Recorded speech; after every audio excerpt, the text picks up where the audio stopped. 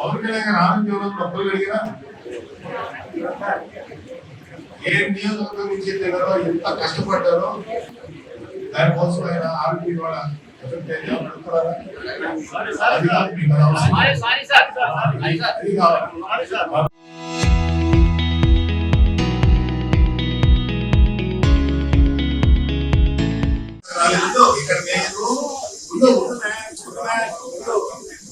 ఇక్కడ మీరు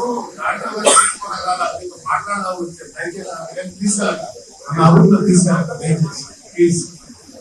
సరదాగా ప్రేమ మాట్లాడదాం